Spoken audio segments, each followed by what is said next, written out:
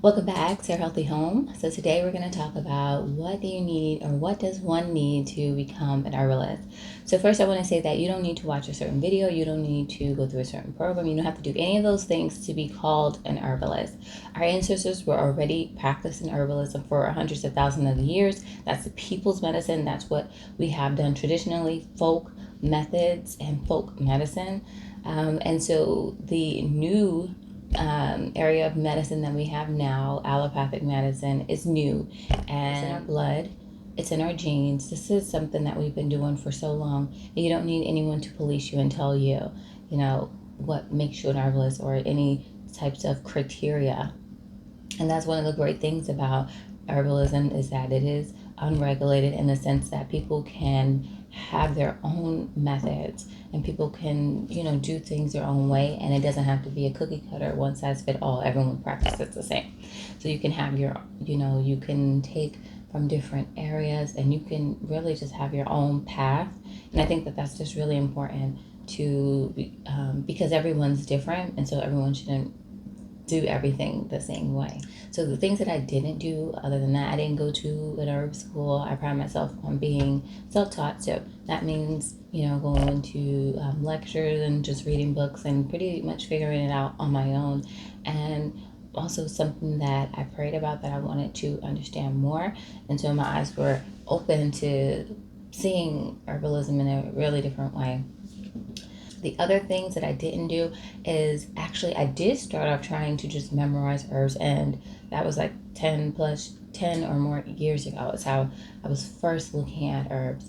And then I found that just like if you're in school, you cram all this knowledge, even, being a bookworm or being someone who pays attention, how much of what you went through 12 years at school at least, how much of that do you actually remember? How much of that do you recall? Is it 10%? Is it 20%? And so you can go 10 years of trying to memorize herbs, and then in that amount of time, you'll have remembered as much as you learned or as much as you actually recall from school. And so if you think about it that way, you're never going to really get an understanding because you're only going to have pieces. And so when you're studying herbalism, you don't want to do it the same way that, or you don't want to think about it the same way as the allopathic medicine is practiced. Herbalism is totally different. We deal with the whole plant. We deal with, the whole person. And so you don't want to just go from memory and all those things. So there are different principles that you, of course, need to learn. But, it's your own individual journey. And sometimes they may even say, don't, it's not recommended that you do something this way, and you can try it and see what happens. And so most of the time from doing that, you'll see, oh, this is why they said that, because if this happens or this happens, or so it's just a learning journey. The other thing, other than not trying to memorize, not trying to go to, or I didn't go, you don't have to go to a place that has, the school in their name. And then the other thing that you don't have to do, or that maybe you shouldn't do, is try to learn about hundreds of herbs. And so with my process, and that's the thing, once you start practicing, you'll come up with your own methods. And so my perspective is that you should always learn in your kitchen, in what you can grow in your windowsill and all that, and master those herbs. Then you go to the garden, then you go in the forest, and then you go abroad. And so by going like that, you're really making sure you have a solid foundation and building upon that. Whereas other people, they want to learn about astragalus and herbs from this place and herbs from that place and everything like that. And not saying that that's wrong, but I think that you need to at least know the basics. So know how to use the things in your kitchen and know how to deal with colds, flus, emergency situations, all of those things. You need to learn, that first, and then learn about some of those other things. And I just think that you have a better understanding when you do it that way and look at it, holistically. You want to start off with, because there's different sections or categories of herbs, and I group them into four, and I'm not going to go into all four, but you want to know those culinary herbs, those safe herbs that, we use every day. The most safe herbs are the most gentle herbs with the least, with not known contraindications to even medicines and different things like that, before you branch off into the ones that are maybe low dose herbs or only for practitioners. So I really just wanted to do this video to tell you that you don't have to do anything a certain way. And whatever your learning style is may just dictate. So maybe you're a person who learned in the garden, and maybe you have started a community garden, started growing a lot of the different herbs and using them in your own herbal preparations, and that's the way that you learn. Or you might be the one that can learn from books, or one that can learn from a course. I think it's really important to learn from someone or have people around you that are also practicing the same thing, so that you have different opinions and different styles, and you can learn from each other. So for me, I'm a proponent of giving people their flowers while they're alive. So while Dr. Layla Africa was alive, you best believe when he came to my city that I went there to see him, and I went and purchased, his books that I didn't have, and I read his books and watched his lectures, hundreds of hours, just because he was a teacher that really spoke to my style. Same thing with Rosemary Gladstar. I consider her the most known and probably most respected female herbalist that we have around. For over 40 years she's been practicing, and I don't know if she would say that about herself, but that's how I consider her. So when I saw that she also had a program, then you best believe that I enrolled in her program. And so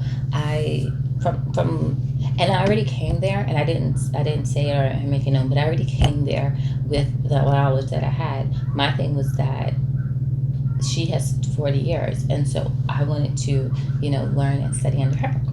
And so she was able to see, and she said multiple times that she was impressed by how I formulate things. And that's, if you have her books, you know that she has tons of dozens, maybe hundreds of formulas, and she actually made the formulas for traditional medicinals, which is a tea brand that if you go to maybe like a Kroger or Walmart and you get some of their herb tea blends, she made them. And so to have that compliment from her, it just lets you reassure yourself that you know what you're doing, not that you need it. And also to be able to, she looked at some of the formulas and she said, you could have probably made these two herbs that were 10%, maybe put those at 15% and then put this at 10%. And so it's really, you can learn so much from other people, from how they might have done things differently, or how they have different methods than yours. And so it's not about trying to get this box of what an herbalist is, and you need to check off all those boxes. No, it's your own journey, and you just really feel empowered and motivated to go into it with where you are and with what you have. And that's what I always say. And so get a couple of books and different ones that you can reference, and you want ones that are going to really kind of pique your own interest where you are. So maybe if that means that you want to learn more about the origins of it or the history around it, some people really love that, then maybe going into books that can kind of talk about that will be really interesting to you, or about growing them, whatever. So that's my tips for you, is to, one, just to be open-minded, to have those who are practicing around you, or a mentor under some of the people who have studied longer than you or may know more than you. And then make the journey your own.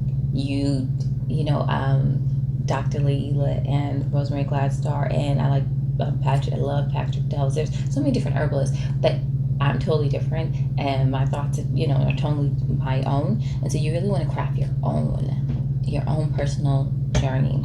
And then what makes you different? Like, just if you drink an herbal tea, does that make one an herbalist? Of course not. I'm not one to police what an herbalist is, but it's the intent, and it's a love of plants. So if you have a love of plants, and you are very confident in the fact that, or you've seen it yourself, because many people who are, or the herbalists are ones that believe because they know what the herbs have done for themselves. So you have to have that first, and then however you get there and however you learn, it's up to you, whether it's through books or whether it's through mentors or whether it's through workshops or whatever.